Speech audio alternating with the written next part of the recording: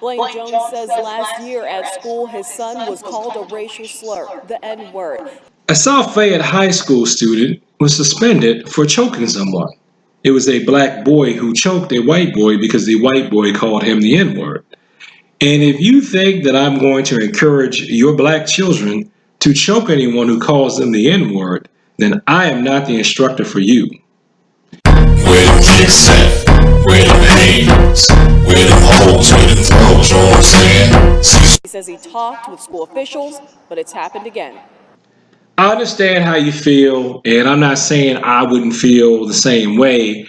I'm not saying that when I was a child, I did not have similar responses.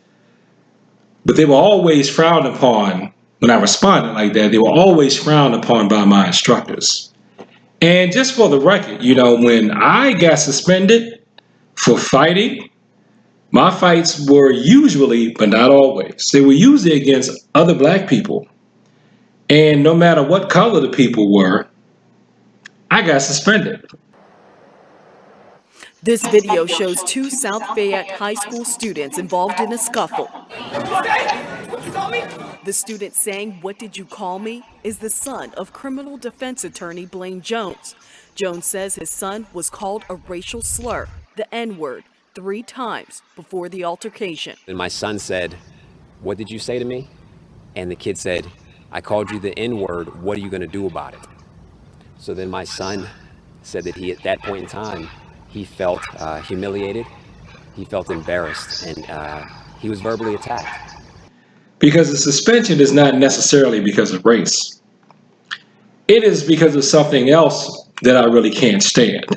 And that's this, "Oh no, he's being violent, she's being violent." He was verbally being bullied. Jones says his family has lived in the area for more than 20 years and has experienced racism. He says he teaches his child to rise above it. But at what point in time do you say enough is enough? At what point in time do you say stand up to the bully?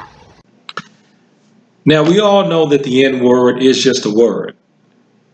But sometimes calling someone the N-word is like a probe to see how far they can escalate things, and it could be a further indication of some violence that's yet to come. Because we know historically that has more than likely been the last word that some African Americans have heard before they had it rope around their neck, dragged behind a pickup truck. But it is still just a word. I would say it's a word that you need to use as a marker that something else is coming. But legally speaking, it is not self-defense if you attack someone before they have tried to use force against you. My son was verbally attacked. My wife and my son are hurting beyond belief. Now, if he was off somewhere in a secluded area and they're starting to surround him and they call him the N-word and then he hits the person, yeah, I can see that. But in the context of a school, the school, unfortunately, is going, I'm not going to say the school is right, but according to the rules of the school has a policy against violence, and the school is not going to tolerate you hitting someone because they called you a racial slur. Says he met with the school administration last year when his son was called the N-word then. The administration did not suspend the young man, did nothing, and the kid was in school the next day. My son came back to school and he was ridiculed and he was made fun of for being a snitch. So whether I agree with that or not, I always tell my students, and I even told my own children when they were children, that you have to respect the rules of the school. How I feel about it is not going to fly, or is not going to make a difference as to how they're going to treat you, because I don't control what goes on at the school. And that goes for my students too. Just because I don't feel sorry for the boy who got hit for calling someone the N-word doesn't mean I would encourage a young man to hit someone who called him the N-word. And if you feel like that makes me whatever, and if you feel like I'll never send my child to study under somebody who is just a big traitor to his race, then I'm just going to have to be a traitor to the race.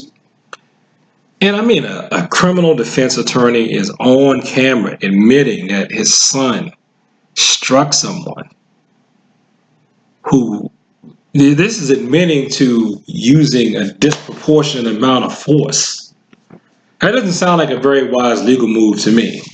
But despite having said all that, I do blame the school. He says he's upset about how the district handled this situation.